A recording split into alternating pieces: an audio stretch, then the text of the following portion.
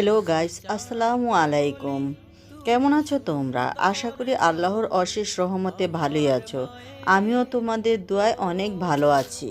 আজকে আমি ময়দা, নারকেল, গুড়, চাল ও তিল ভাজা দিয়ে পিঠা বানিয়ে দেখাবো।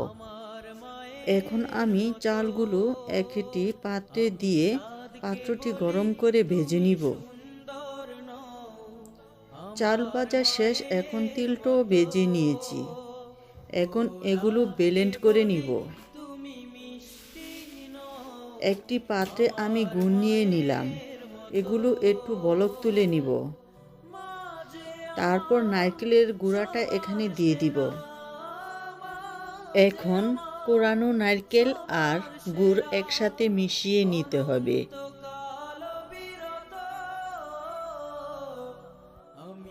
যে চাল আর তিলের গুঁড়া করে রেখেছিলাম সেগুলো অল্প অল্প করে এখানে মিশিয়ে নিচ্ছি।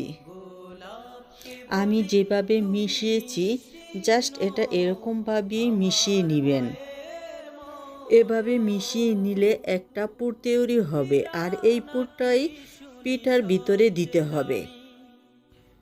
ময়দা আগে থেকেই চেলে নিয়েছি। এখন এখানে যা যা দিতে হবে তা দেখিয়ে দিই। 4টা ডিম নিয়েছি, পরিমাণ মতো লবণ নিয়েছি এবং 1 কাপ তেল নিয়েছি। ডিমগুলো ভেঙে নিয়েছি এবং ডিমের গন্ধ যাতে না আসে সেজন্য একটু লেবুর রস দিয়ে দিলাম। এখন ডিমগুলো ফেটে নিব।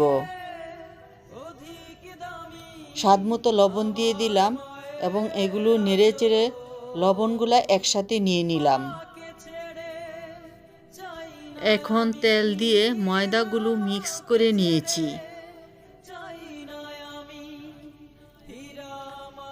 এগুলো ভালো করে নেড়ে নিতে হবে।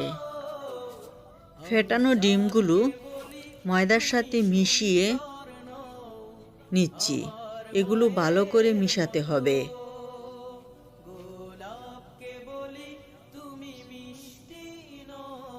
এখন হালকা একটু পানি দিয়ে মিশিয়ে নিব। মিশানো হয়ে গেছে। উপরে একটু তেল দিয়ে ঢাকনা দিয়ে ঢেকে রেস্টে রেখে দিব আধা ঘন্টার জন্য।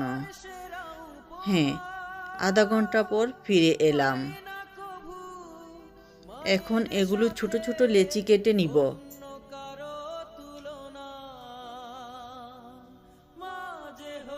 এবং রুটি বানিয়ে নিব। রুটি বানানো হয়েছে, এখন ভিতরে পুর দিয়ে এগুলো সাজিয়ে নিব।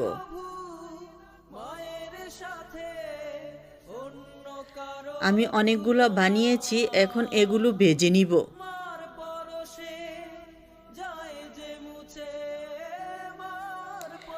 বাঁচতে বাঁচতে কিছু কথা বলি বন্ধুরা। এই পিঠাগুলো শুধু শীতেই খেতে হয় না, এটা 12 মাসেই খাওয়া যায়। আর একবার বানিয়ে 1 মাস পর্যন্ত রেখে খেতে পারবেন, নষ্ট হবে না। আমি পিঠাগুলো যেভাবে ভেজে নিয়েছি আপনারাও সেভাবে ভেজে নেবেন এবং একটা বক্সে ভরে রেখে দিবেন 1 মাস পর্যন্ত, নষ্ট হবে না। আমার এই ভিডিওটা যদি কারো ভালো লেগে থাকে তাহলে অবশ্যই সাবস্ক্রাইব করে নোটিফিকেশান অন করে রাখবেন, পরবর্তী ভিডিওগুলো পেয়ে যাবেন।